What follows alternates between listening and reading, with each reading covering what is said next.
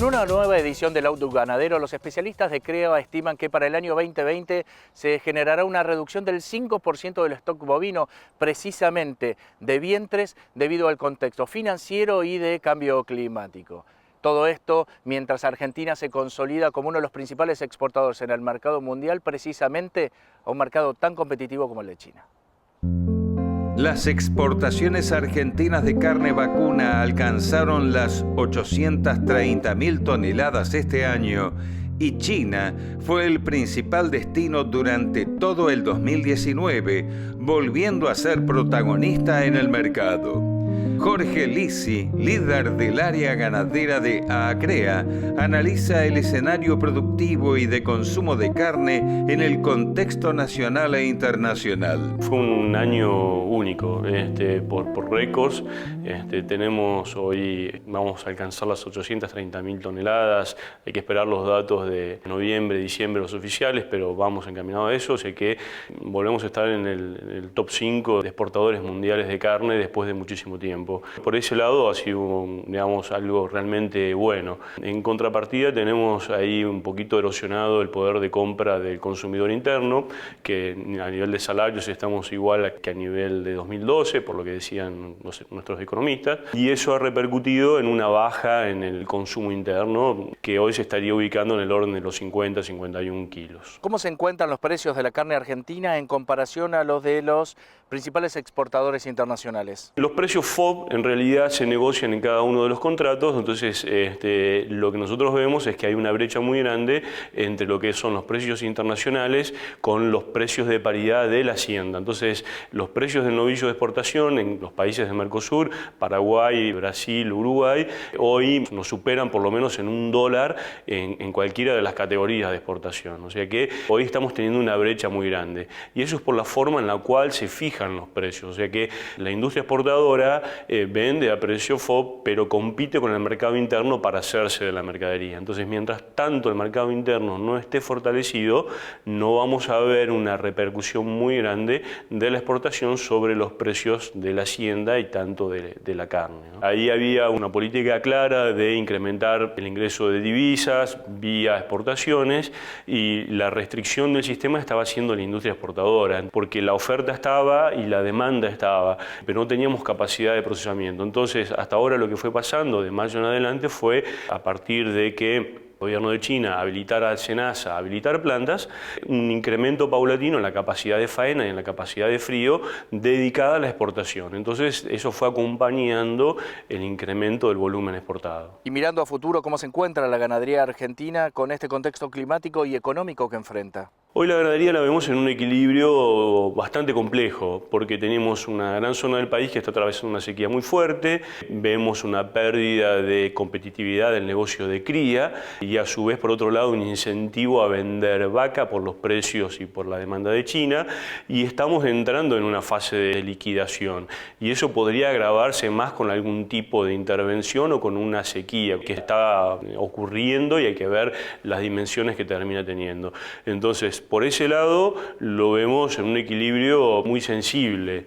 Por el lado de las medidas del gobierno, las que acabamos de enterarnos, hay que analizarlo un poco más para ver cuál va a ser el impacto. Hoy no lo tenemos claramente cuál va a ser. Lo que hay que esperar es que los equilibrios se cambien y hay que ver qué es lo que termina pasando, cómo termina ajustando el sistema. En ganadería el problema que podría traer esto sería impulsar una liquidación más fuerte, que esto es acelerar un proceso actual y volver a lo que ya vivimos en 2008-2009 con una oferta después restringida de vuelta para el consumo interno, rebote de los precios y desarmar un montón de sistemas, desestructurar lo que se había armado en transparencia y en capacidad de faena de calidad para exportar y bueno, sería como retroceder bastante, ¿no?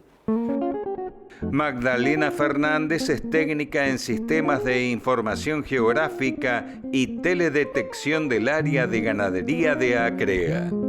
En un otoño-primavera con seca, analiza la producción de materia seca y el impacto de esta situación en la ganadería cría. Nosotros en CREA trabajamos con dos escalas.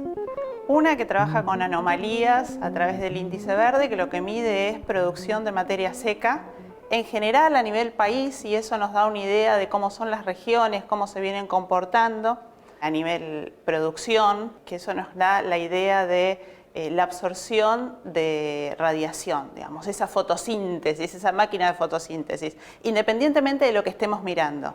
Entonces eso nos da una buena idea a nivel nacional de cómo se está distribuyendo esa producción. Y lo que hacemos es cuantificarla por encima o por debajo del promedio, marcando zonas que están por encima del promedio, verdes, en que entendemos que están activamente fotosintetizando, y otras zonas que están por debajo del promedio y que están comprometidas.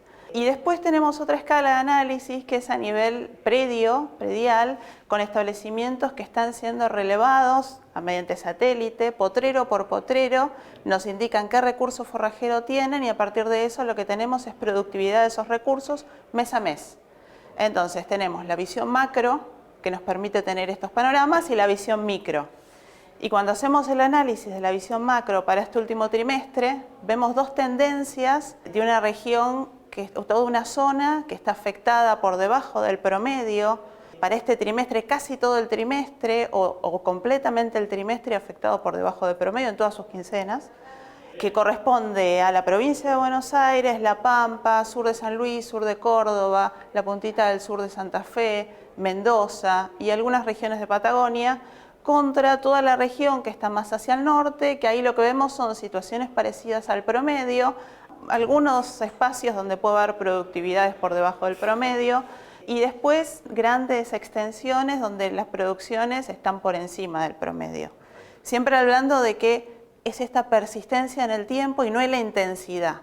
No es que cuando está verde tenemos mucha producción de materia seca por encima del promedio, sino que simplemente está por encima. Y en esos verdes encontramos algunos que están levemente y otros que pueden estar muy por encima. Y ahora toda esta zona que está en roja con sequía, ¿podemos llegar a cuantificar el impacto productivo en kilogramos de materia seca y su traspaso a kilos de carne? Cuando nos metemos después dentro de cada región, vemos que no es homogéneo el diagnóstico. Y entonces cada región tiene un comportamiento distinto. Y ahí es cuando vamos a esos análisis que seguimos prediales, hacemos ese análisis micro y lo extrapolamos con las hectáreas que tenemos relevadas a nivel región. Y lo que vemos es que, por ejemplo, en el caso de la provincia de Buenos Aires, para los campos que tenemos relevados en Cuenca del Salado, que es la región CREA Sudeste, tenemos un impacto distinto en lo que es los campos naturales, donde no se vieron tan afectados por esta seca, como las pasturas, que sí se vieron más afectadas. Y si, por ejemplo, vamos a la región sudoeste, que es la que se ve con más tonos rojos y más afectada, vemos que hay pérdidas de productividad en un 50%. Lo cual es impactante. Y no solo eso, que es mirando la primavera y que es mirando este trimestre, septiembre, octubre, noviembre, sino que aparte es una región que empieza a manifestar pérdidas por sequía desde febrero. Entonces ya tenemos un otoño deficitario, un invierno duro y una primavera que no arranca. Y en ese contexto, con una primavera con pérdidas del 50%, tratamos de esas pérdidas, cuantificarlas de alguna manera y las pasamos a raciones. Y vemos que, por ejemplo, una hectárea de campo natural ha perdido en ese trimestre 44 raciones, mientras que una hectárea de pastura, en promedio para la región, ha perdido 90 raciones para este mismo trimestre. Y pensando en esas raciones y tratando de pasarlas a algo tangible que el productor puede hacer o que podría haber hecho para compensar esas pérdidas, cubrir esa materia seca que no se produjo, nos imaginamos que esas 44 raciones de un campo natural hubieran sido diariamente durante todo ese trimestre compensar con 3 kilos de maíz por hectárea, como para poder llevarlo a un dato cuantificable. Y después hicimos otros ejercicios en esta región, justamente que es la más afectada, de qué pasaría si esto que nosotros relevamos y se extiende a toda la región afectara toda la superficie ganadera según el censo, todo lo que está asignado a superficie ganadera, tanto de pasturas como de campo natural, y lo que vemos es que tenemos una pérdida en el trimestre de 250 millones de raciones, que es impactante, pero también son esos números enormes que después los queremos bajar a algo más tangible, y cuando esto lo pasamos a EBES, lo que vemos es que eso significa los requerimientos de vacas, de 700.000 vacas durante un año. Y estas 700.000 vacas son nada más ni nada menos que un tercio de las vacas que tiene la región, todos los departamentos de la región. Así que de alguna manera lo que hacemos es tratar de mensurar estos números que a veces son grandes y que nos cuesta bajarlo, ¿no?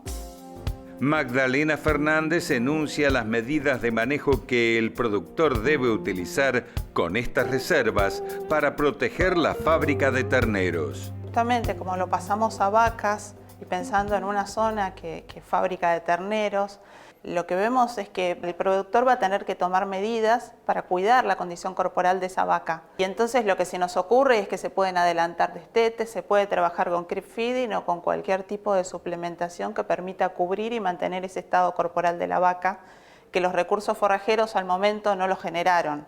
Y por otro lado, el cálculo que hicimos fue decir, bueno, tenemos una primavera que no lo produjo, pero en el caso de que tengamos, más allá de cómo viene el pronóstico para el próximo trimestre, que no es muy alentador, pero no lo sabemos, pensamos, digo, bueno, en el caso de que este próximo trimestre, enero, febrero, marzo, fuera superior al promedio, ¿qué tan superior al promedio tendría que ser para que cubra lo que no se produjo en primavera? Y lo que vemos es que esa productividad no lo logró en ningún año de la historia, entonces no esperaríamos que durante un buen verano compense lo que no se produjo en primavera.